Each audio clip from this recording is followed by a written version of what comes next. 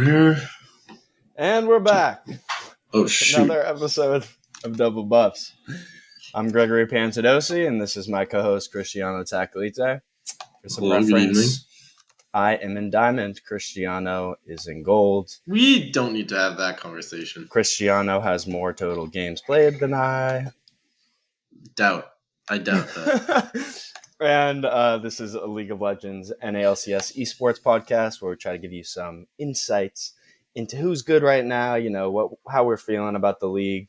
And I think the main question on everyone's mind is, how is CLG doing right now, Christian? Oh, of course. I mean, what would anyone else be wondering as we're coming up to the end of the regular season? Everyone's all hyped up about what top teams we're going to be seeing in the playoffs. CLG! And of course, CLG! What is more synonymous with top teams than CLG? I heard in the dive today that they've been 9th or 10th place for the past 4 years in a row, or 4 splits. I think splits. Last 4 splits in a row, they've been 9th to 10th place. And there's that relegation rule in LCS ever since it got franchised, that 5 times in last place is that relegation mark where you can start looking at getting kicked out of the LCS. Is relegations now? I'm not sure if you would know this, but relegations in the past, back when LCS was kind of a new thing, was that some of the bottom, so like 6 would get you to playoffs, 7 would get you out of relegations, and then the bottom 3 teams would have to play the top teams from academy. So with the whole franchising, they kind of removed that. Is relegation now like they would see if there's a better suitor on the market, or would you have to play for that spot? Exactly, like another organization. So who are some organizations of like FaZe? LCS past? That's like FaZe is a big FaZe, one that could show Optic, up. Maybe any random sports team that wants to get into the market. Yeah, exactly. So that, honestly, I'm ready for that to happen. I've had enough of CLG. That's the thing, though. Like, the name is just so good. Counter Logic Gaming. Counter Logic. It does come up with a lot of good memes. Yeah. Saying that they played truly Counter Logic. Yeah. It's like similar to like DoubleBuffs. Like, his name is just so like sick. It's like double lift, like lift. Yeah, it's just there's just so many applications of it. My friends call me lift. But yeah. So we saw that horrific video from CLG the other week. We talked about it in our last episode, where they stated, unless we go 3-0 this weekend, we're going to be looking at making some changes. They went ahead. They made those changes. Are you excited, Greg, to see our old friend DeMonte back in the roster? I'm freaking hyped. I'm so hyped. I miss DeMonte so much. My adrenaline's pumping. So, Tanner time. Ha ha ha. Jokes aside, he came back in. It wasn't looking too hot. He had 3 negative KDs every single game. CLG went 0-3. So, I don't know. I mean, that's the thing, though. Like, Counter Logic Gaming has been replacing players over and over and over again. It doesn't matter how good they are. It just seems like when you come to Counter Logic Gaming, your career gets derailed. Because, like, when you look at that move, this seems like it's a meta that fit DeMonte. Like, Silas, maybe you could throw in some Kiana games, these roaming mid laners that last split we were talking about was DeMonte's forte, even though that wasn't necessarily the meta. So, yeah, he didn't look good. Maybe that's because he still isn't good. He got replaced in 100 Thieves. But also, any player that goes to CLG it feels pretty doomed. And, I know we talked about this a lot last week, but that just speaks to me that, like, the management, the coaching staff, I sense issues there, because these players that they have on CLG are, at the very least, reliable players, Broxa has always been a very sort of stable player. Wild Turtle, even he's been on some teams recently that they weren't like the very tippy top of elite play, but they were breaking to like that 4th, 5th, 6th place conversation. Yeah, so to see him now all the way in 10th place, it just doesn't really add up. Finn was regarded as a solid player in EU. It just something smells fishy to me. Yeah, that's that. When you look at this Counter Logic Gaming roster, I thought they were going to be a playoff team at the start of the year, because from top to bottom they have veterans. Everyone on the roster has been to Worlds, and you'd think that they might have a low ceiling, but they'd at least get to playoffs. because they have all that experience and like kind of wisdom within the team.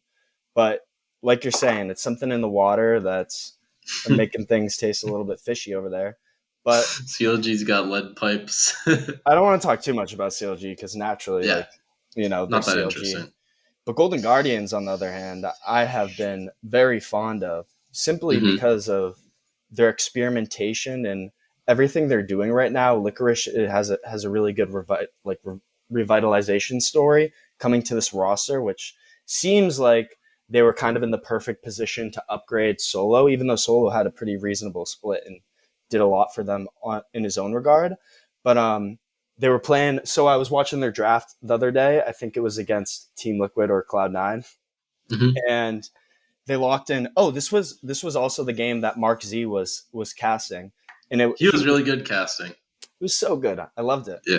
I felt really good for Mark because he sometimes gets a lot of slander on Reddit and stuff.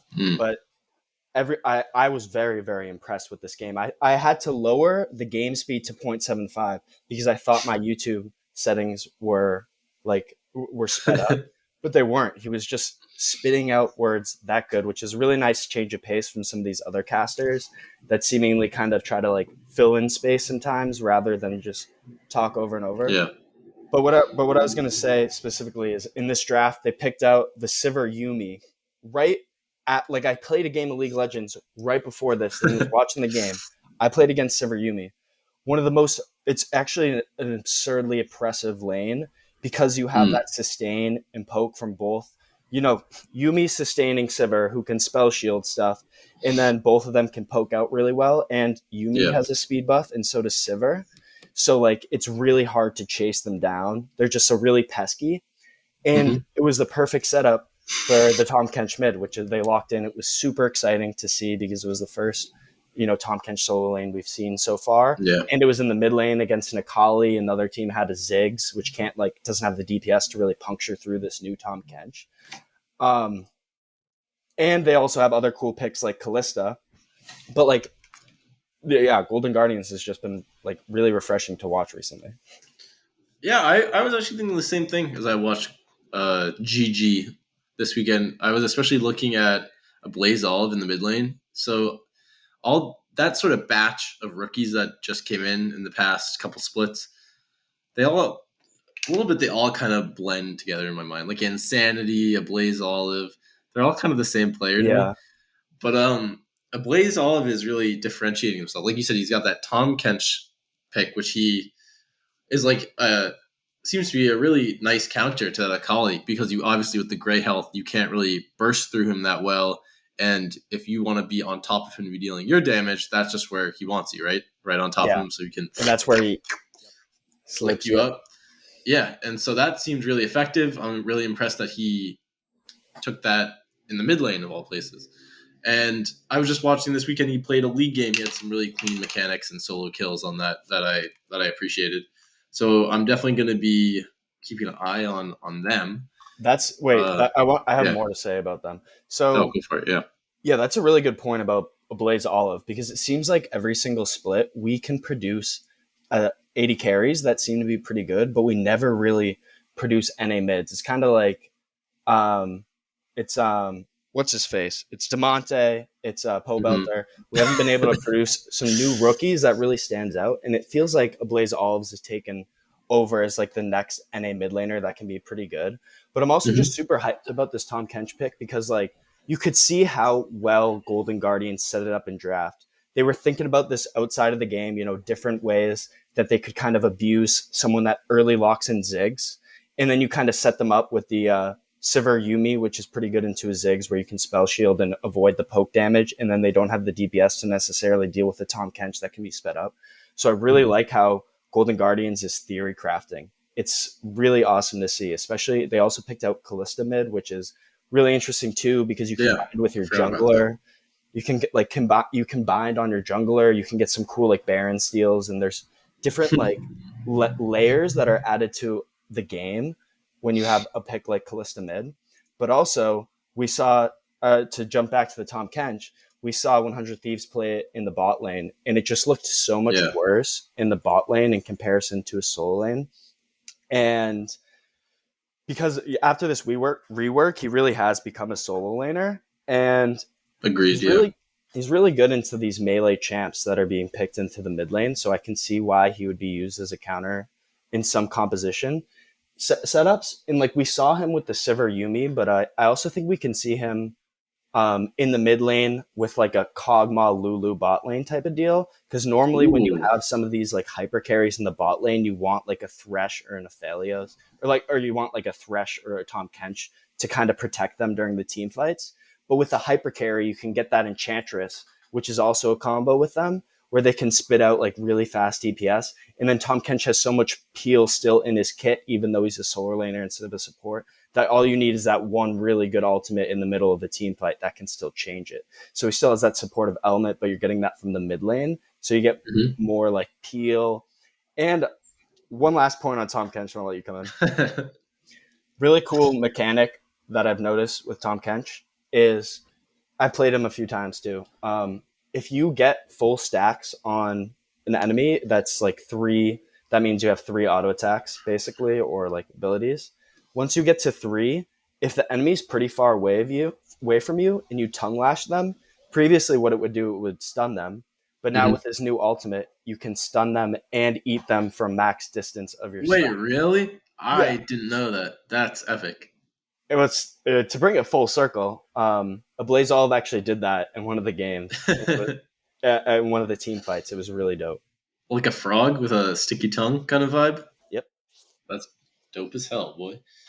I was just thinking the Tom Kench. Also, you mentioned like Kog'Maw Lulu. It has like it feels like kind of a nice power curve because the Tom Kench damage can kind of carry you through the early game. Well, I was gonna say where Kog'Maw is weaker, but I feel like honestly Kog'Maw is strong at all points right now and busts me down whenever I face him. But Yeah, in theory, I think it's a nice power curve. Kog'Maw's issue is like you either want to enhance him for more damage or you want to save him, but you Hmm. can't do both. That's why we don't really see him in ranked. So that's why I think if you pair him up with both of these things, he could be good. Yeah, and then when Tom Kench falls off later game when that damage isn't there as useful, then you have your ultimate to potentially save Kog'Maw. Yeah. And what could also be an interesting combination is like a Janna, because like on a heavy dive comp, let's say, um, Hmm. and you have like a Kog'Maw, Janna, Tom Kench, that is so much peel for Cog. I don't know who else you'd pair that with, but I don't know. I love theory crafting about compositions, and I wish teams did it more. Like I think Poppy could be an awesome pick, and I love to see that from Golden Guardians. But yeah, enough of that. I'll let you go on to whatever you want. Dude, they should. Yeah, you should be hired as a coach. You got all these fantastic ideas. But That's my high school varsity skills coming through. I don't know. Last thing I want to say about Golden Guardians, Stixay looks like he's got a clean Callista, so that flex mid is a little more effective. It's good to see Stixay, shiny a little bit. He's one of those OG players that sometimes you think of as washed up. He's starting to shine a little bit. He had that Worlds where he was playing on CLG with Aframu, and he kept picking Caitlyn, in like, and they got to the finals. That was a really, and who he was mid. They had the Aurelion Soul. That was a really Oh yeah, the exciting Airline time. Soul. Kind of fell off after that, but it does seem like he's resurging a little bit as of late. Yeah. Let's think. Let's think. We Oh, wait, one more yeah. comment on Stixay. I don't know if you remember By this, all but one means. time he was in a duo lane. I think it might have been Immortals or Counter Logic Gaming with a support named Hmm. Adrian, who's really well known for his I remember him. Yeah. enchants. So CLG was playing maybe in the finals, or it was Adrian that was playing in the finals. And then it came out reportedly that like, either one, I forget which one, but one of them performed bad. Maybe they were playing each other, they were on the same team, but they like Yeah. smoked weed like the night before, and everyone was super tight. Like I they can looked so imagine people get sluggish. so mad about that stuff. Just a That's memory that popped genius. into my mind. That would be even funny if they were on like opposing teams and I think they they might smoked have a been fat one with each other. kind of like a Epic. gentleman's agreement. Like this Yeah, will affect both of us. they've got newfound respect from me. That's fantastic. Mm. Um, we saw Dignitas whip out Kane a couple times along with Golden Guardians. We've seen Kane a few times in the LCS to varying degrees of effect. We've seen the goods, Dardoch. I don't know if you remember when he had that streak of different champions. Going further back, we had Spica. Do you remember that infamous Kane game? Yeah. But it looked all right this weekend. We saw Blue Kane exclusively, which is funny because in solo queue, I feel like usually people regard Red Kane as a bit stronger. But yeah, I think normally how it works is I see a lot of blue cane in solo queue because I think that's more fun to kind of one mhm, shot. But I feel like yeah, in competitive, red cane makes a little more sense because you have more CC. They actually buffed red cane a little bit a few patches ago, so that's surprising. I don't even think I watched that game. I'm surprised they pulled out blue cane. yeah. They did a couple times, but it's just interesting because I feel like this Kane pick is you can like pick it in North America, but I feel like it's not really a legit meta pick if we were to go to Worlds or something. I don't feel like these Kane games are viable against more aggressive teams that are really going to punish your like really terrible early game. If you have who's a really good Asian jungler right now, I'm trying to remember.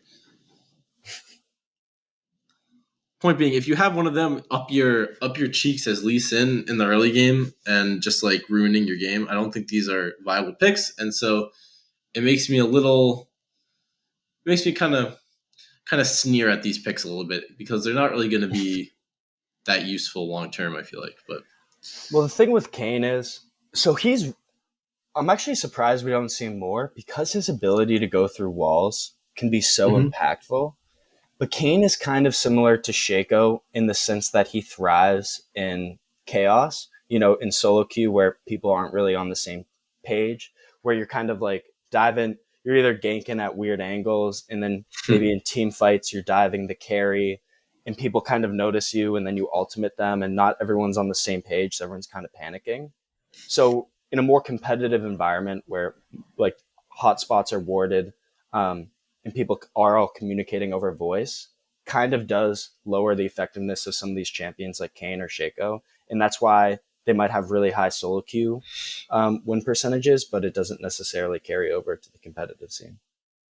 Right, yeah, because Kane is always doing pretty well in like solo queue tier lists. I feel like he's always around that B, sometimes rising up into A. Um, Mm-hmm. and I enjoy playing him. I see why he's rated there because in solo queue it really does feel effective and honestly sometimes a little unfair if you get rolling on Kane either Oh, form. yeah. It's like Yeah. it's so oppressive because like you said he has that ability to be anywhere at any time. Blue Kane, you think you're safe in your jungle. You see that mark coming through the wall and you think, oh no, I made a horrible mistake. But yeah, He comes in, he one shots you. Then he goes out, he gets Conqueror, he's healing up, he goes into the wall, disappears, get more health, comes back in. It's so oppressive. yeah. So maybe we'll see that stomp in LCS in this coming playoffs. Speaking of playoffs, I feel pretty excited for playoffs this year. I feel like we have kind of a nice spread of these teams at the bottom who in previous years it's kind of felt like almost a courtesy to have them there. Like they're going to lose to these upper teams almost guaranteed, and it's just a matter of time. And it's not very interesting to watch the games. I feel like the teams who are lower in the standings have been the teams recently having these like resurgences, like Golden Guardians, the FlyQuest Academy team. Um, Dig is terrible. CLG is terrible. But so we have that, and then we have the teams that were at the top falling out of grace a little, like TL, C9, and they can realistically be challenged by these like teams coming up. And then we have kind of the new guard who have brought themselves to the top here, 100 Thieves and EGs, and it's like a proving grounds for them against the old guard. I think it's just a cool dynamic we have going I'm itching to come into this conversation. That in. that's really cool that you said that. Like that's a good point. Kind of like I feel like a lot of people this year were complaining about the super long double split and having 8 teams in playoffs because like the bottom 2 teams don't even matter. But with Yeah. how like good Golden Guardians and FlyQuest are looking, they're just ramping up the entire league. Unfortunately, CLG is terrible, but they're really exciting teams to watch, which is kind of like, for me personally, like reinvigorating my love for the LCS. But one team Agreed. in particular that I wanted to talk about was Cloud9, because they lost to Immortals, who's another one of those mid tier teams right now that people aren't too excited about and kind of, I feel like, would rather have Golden Guardians in the playoffs. But they're only like 4 wins apart right now. Immortals, I forget who won. It might have been Cloud9 actually, but regardless, it was a close game. In Sven in Yeah. particular, he played Callista as well, and but just watching Stixxay play Callista versus Sven, it's like night and day. Sven, he just seems very medium, Everyone kind of ints sometimes, but what worries me about Sven specifically is that his highs are just so low. He just has Yeah. really low highs, and otherwise he's consistent. And when they brought in King at the start of the summer split, I was really happy because I thought King was a really mechanical player that proved it in Academy, and maybe that would translate to LCS and then Worlds. Obviously, it didn't work out. They chose Sven because he has low highs, but he has very consistently low highs, so you kind of know what you're getting out of him, and he has previous synergy with the team.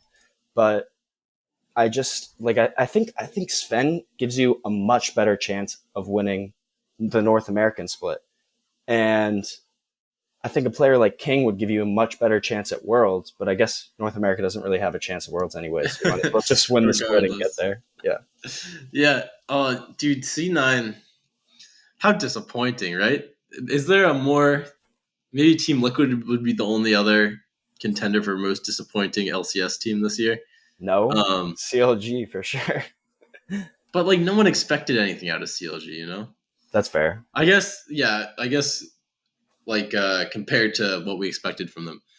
Um, Fudge is like the only player who seems to be playing well. Maybe Vulcan as well, but that whole middle chunk of Blabber, Perks, Sven, like you were saying about Sven, not really performing.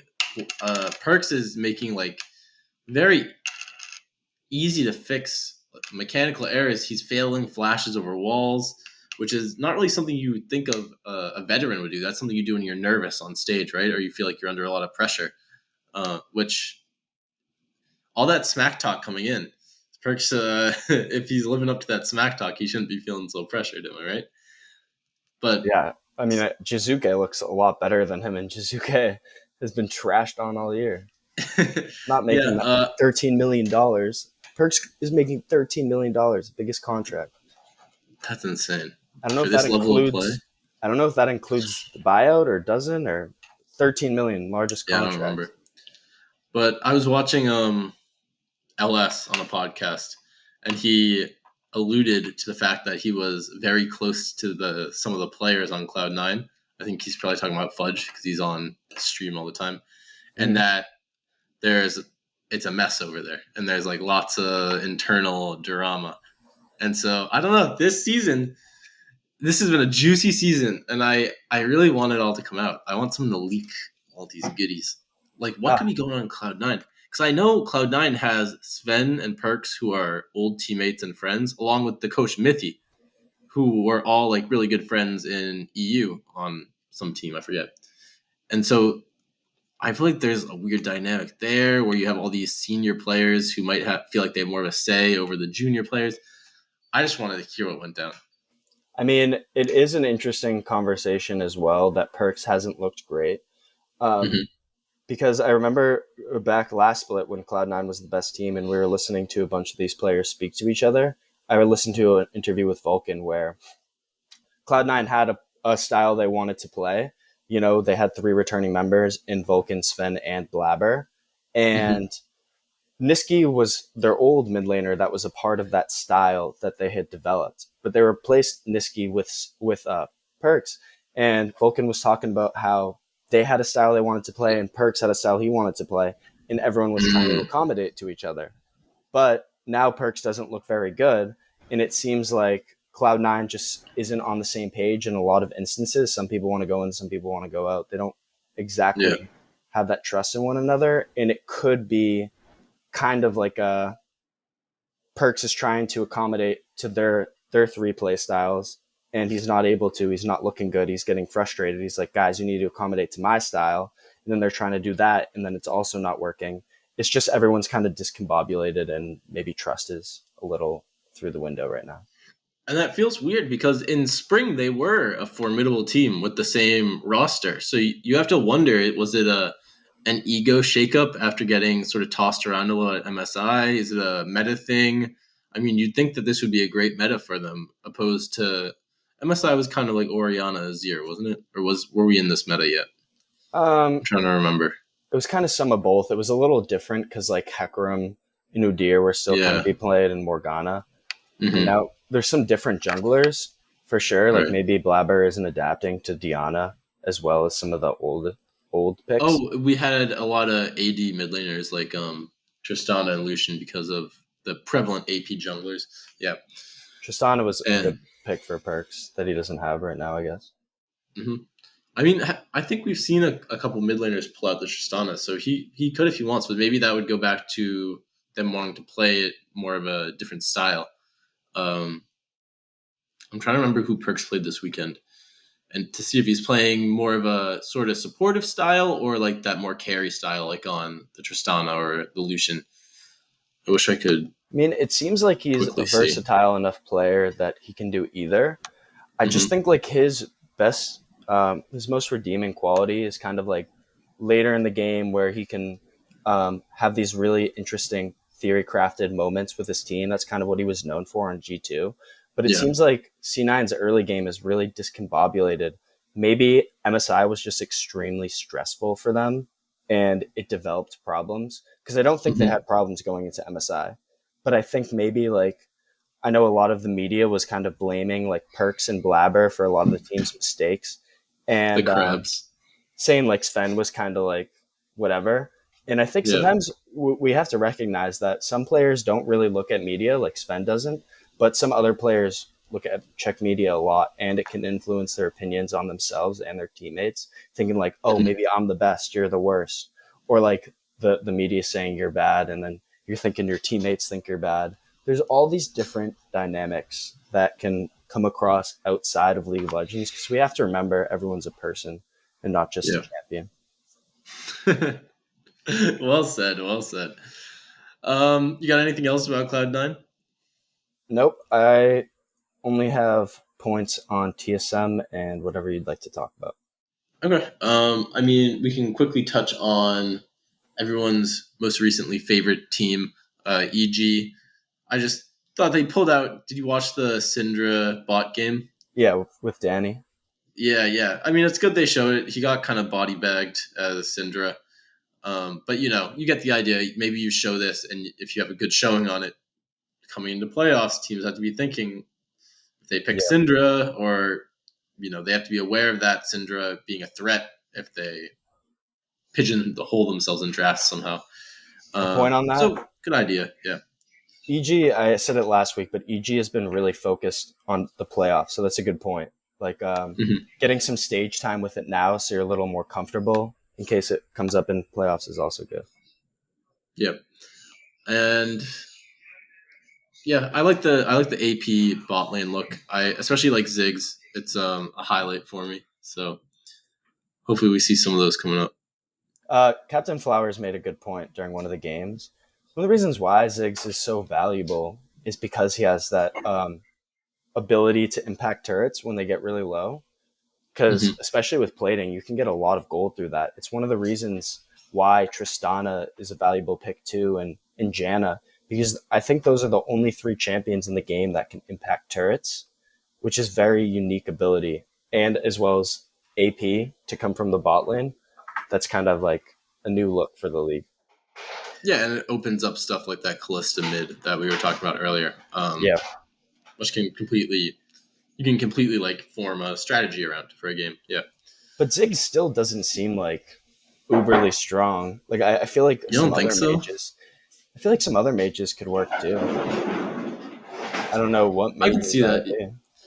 Maybe some Xerath. Get some Xerath bot I was lane, thinking nice and that. safe.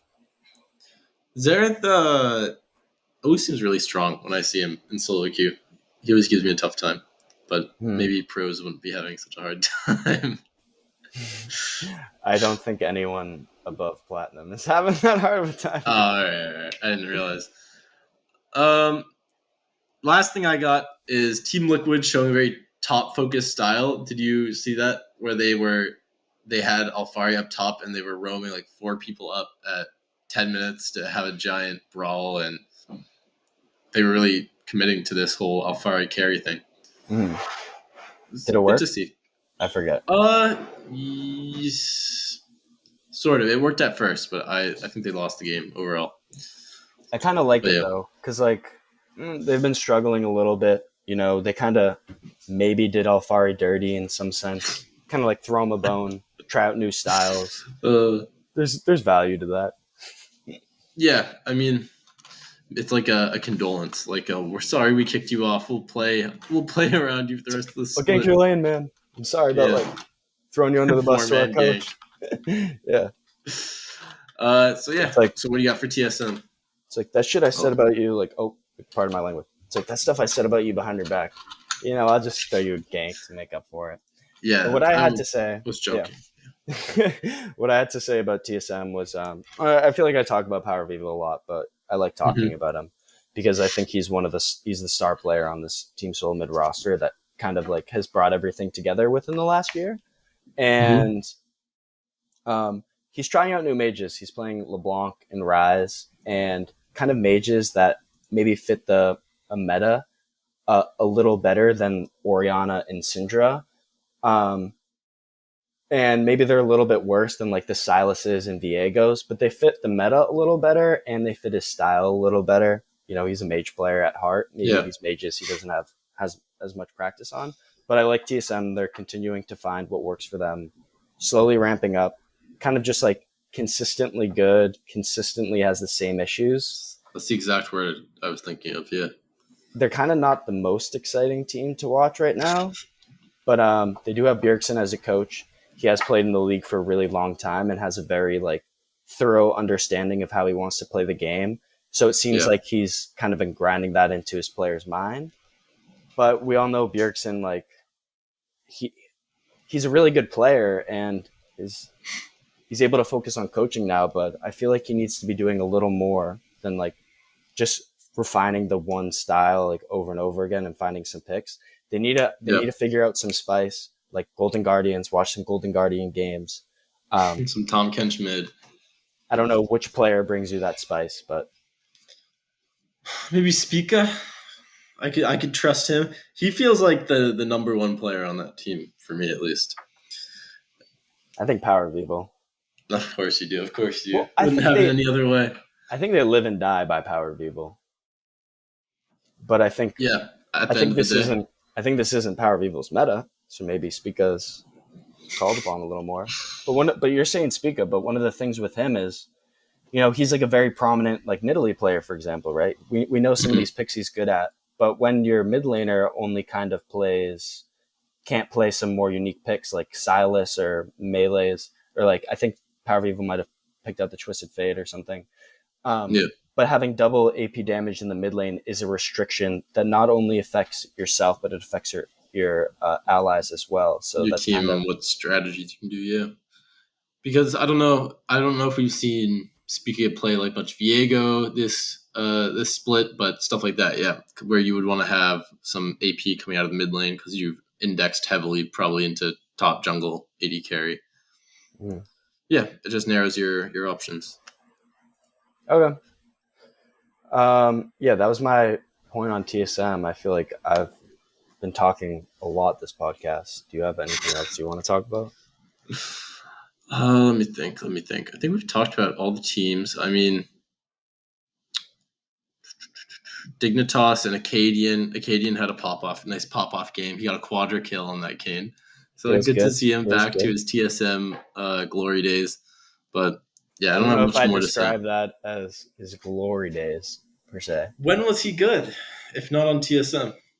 When he first came into the league, I believe he was on Team Liquid. He looked all right. He had some pop off Graves games, but I think his hype got derailed pretty fast. Yeah, he's sort of a lurker, a la Demonte.